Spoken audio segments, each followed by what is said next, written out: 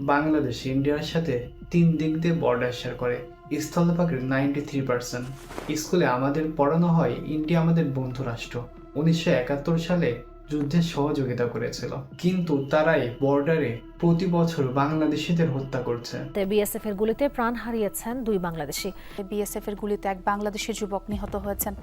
এই 15 বছরে সীমান্তে 6 শতাধিক হত্যার একটিরও বিচার হয়নি। কাঁটাতারের ওখান থেকে আমার ফেলানিকে নিয়ে আসছে।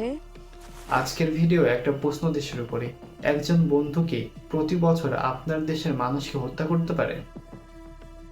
লাস্ট 20-25 বছরে বিএসএফ এর হাতে বাংলাদেশিদের হত্যার সংখ্যা জানলে আপনি শিওর উঠবেন। শুধুমাত্র 2025 সালে বিএসএফ বাংলাদেশকে উপহার দিয়েছে 34টি তরতাজা লাশ। 2000 সাল থেকে 2020 সাল পর্যন্ত সীমান্তে গুলি করে হত্যা করা হয়েছে 1236 জন। এর মধ্যে শিশু রয়েছে 27 জন।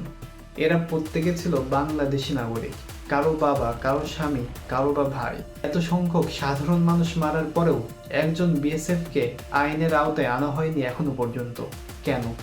বাংলাদেশ কেন চুপ করে থাকে? আপনি পাকিস্তান বা চায়নার দিকে তাকান, তাদের যদি একজন নাগরিক মারা যায় তাহলে কি করে তারা? 2011 সালের 7 জানুয়ারি কুড়িগ্রামের অনন্তপুর সীমান্ত, মাত্র 15 বছর বয়সী একটি মেয়ে বাবার সাথে ভারত থেকে বাংলাদেশে ফিরছিল।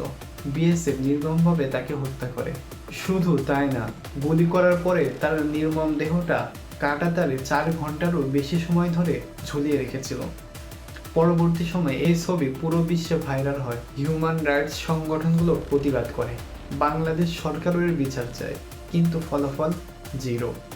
বিএসএফ এর বিশেষ কোর্টে 2বার তার বিচার হয়, কিন্তু 2বারই সেই সদস্য খালাস পায়। সেই মামলা পরবর্তী সময়ে ভারতের সুপ্রিম কোর্টে যায়, কিন্তু আশ্চর্যের বিষয় আজও তার শুনানি হয়নি। কেন? এই প্রশ্নের উত্তর খুঁজতে হলে আমাদের বুঝতে হবে বিএসএফ কি এবং কিভাবে কাজ করে। বিএসএফ মানে বর্ডার সিকিউরিটি ফোর্স। এটা ভারতের সীমান্ত রক্ষী বাহিনী। ভারত বাংলাদেশ সীমান্তে তারা একটি বিতর্কিত নীতি পরিচালনা করে, দেখা মাত্রই গুলি করো। এই নীতির আওতায় তারা সীমান্তে যে কাউকে সন্দেহ হলে বিনা বিচারে গুলি করতে পারে। এটা আন্তর্জাতিক আইনের লঙ্ঘন। আন্তর্জাতিক আইন বলে কোনো ক্ষতিকারক অস্ত্র বা জীবনের হুমকি না থাকলে কোনো ধ্বংসাত্মক অস্ত্র ব্যবহার করা যাবে না, কিন্তু বিএসএফ তার কোনো তোয়াক্কাই করে না। বিএসএফ দাবি করে তারা চোরাকারবারিদের গুলি করে, কিন্তু বাস্তবতা পুরোপুরি ভিন্ন। 2018 সালে 14 বছর বয়সী রাসেল মিয়া বাবার সাথে জমিতে কাজ করতে গিয়েছিল। বিএসএফ সীমান্ত পার হয়ে বাংলাদেশের মধ্যে ঢুকে তাকে গুলি করে। এতে তার একটা চোখ নষ্ট হয়ে যায়। 2020 সালে 50 বছর বয়সী একজন কৃষক গরুর জন্য ঘাস কেটে গিয়েছিল, তাকে গুলি করে হত্যা করে লাশ ফেলে দিয়ে যায়। বিএসএফ এর গুলি থেকে শিশুরাও নিরাপদ নয়। 2009 সাল থেকে 2025 সাল পর্যন্ত কমপক্ষে 27 জনেরও বেশি শিশু হত্যা করেছে তারা। এই শিশুরা মাঠে খেলতে যেতে ভয় পায়। বিএসএফ শব্দটা তাদের কাছে আতঙ্কের মতো। সীমান্ত হত্যা বন্ধ হবে বলে ভারত বারবার মিথ্যা প্রতিশ্রুতি দিয়ে। সবচেয়ে বড় সত্য হচ্ছে গত 20 বছরে সীমান্ত হত্যার জন্য একজন বিএসএফও বিচারের মুখোমুখি হয়নি। এটি কি আমাদের অক্ষমতা নাকি তাদের ইচ্ছাকৃত ভুল? হিউম্যান রাইটস ওয়াচ স্পষ্টভাবে বলেছে বিএসএফ এর বিরুদ্ধে মামলা করতে প্রয়োজন হয় ভারত সরকারের অনুমতি, কিন্তু এটা কখনোই মেলে না। অর্থাৎ বলা যায় এটা একটি সিস্টেমেটিক হত্যা। এই তথ্যগুলো জানার পরে আপনি একটু ভাবুন, সীমান্তের কাছে যে সকল মানুষজন বসবাস করে তারা বাংলাদেশের জনগণ। তারা কোনো অপরাধী নয়, কৃষক, জেলে, দিনমজুর। তাদের শুধু একটাই অপরাধ, তারা সীমান্তের কাছে জন্মগ্রহণ করেছে। সবচেয়ে আশ্চর্যের বিষয় হচ্ছে সীমান্ত হত্যা যেন ডাল ভাতের মতো, এ নিয়ে কারো কোনো মাথা নেই, না সরকারের না জনগণের। একটা প্রশ্ন আমার মাথায় সবসময় ঘুরপাক খায়, এই সকল কিছু দেখেও সবাই কেন চুপ থাকে? আপনি পাকিস্তানের দিকে তাকান, তাদের একজন জনগণ মারলে তার প্রতিশোধ সাথে সাথে নেয়। চীন তো আরো কঠোর, একজনের পরিবর্তে 2জন মারে। কিন্তু আমরা প্রতিবার যে লাশগুলো নিয়ে আসি। এই বিশাল সমস্যার সমাধান কি? এটা কি সমাধান করা সম্ভব? হ্যাঁ, অবশ্যই সম্ভব, কিন্তু তার জন্য দরকার সদিচ্ছা এবং চাপ প্রয়োগের ক্ষমতা। এর একটা সমাধান হচ্ছে আন্তর্জাতিক আদালত।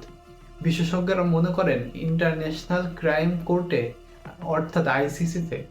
কারণ এটা কোনো বিচ্ছিন্ন ঘটনা, এটা একটা প্যাটার্নে সিস্টেমের মাধ্যমে হত্যা করা হচ্ছে। দ্বিতীয় হচ্ছে আন্তর্জাতিকভাবে চাপে রাখতে হবে। বাংলাদেশ সরকারকে জাতিসংঘের হিউম্যান রাইটস ওয়াচ হবে এবং আন্তর্জাতিক মিডিয়াগুলোর মাধ্যমে ভারতকে চাপে ফেলতে হবে। তৃতীয় হচ্ছে কূটনৈতিক শর্ত। ভারত বাংলাদেশের সাথে যত বাণিজ্য আছে, যদি এটা শূন্যের কোটায় না আসে তাহলে সব বন্ধ করে দিতে হবে।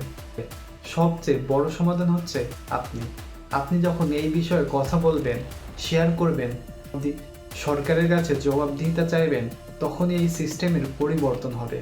ভিডিও শুরু করেছিলাম একটা প্রশ্ন দিয়ে, ভারত কি বাংলাদেশের বন্ধু? উত্তরটা অনেক জটিল। ভারত বাংলাদেশের ইতিহাস, ব্যবসা বাণিজ্য সব মিলে সম্পর্কটা অনেক গভীর, কিন্তু বন্ধুত্বেরও একটা সীমা আছে। যে দেশ আপনার জনগণকে মারে এবং তার বিচার করে না, সেই দেশকে বন্ধু বলতে হলে সেই বন্ধুত্বের শর্ত পরিষ্কার করতে হবে। এই ভিডিওটি আপনার 3 জন বন্ধুর সাথে শেয়ার করুন। আপনি কি মনে করেন বাংলাদেশ সরকারকে আইসিসিতে যাওয়া উচিত? কমেন্ট বক্সে জানান।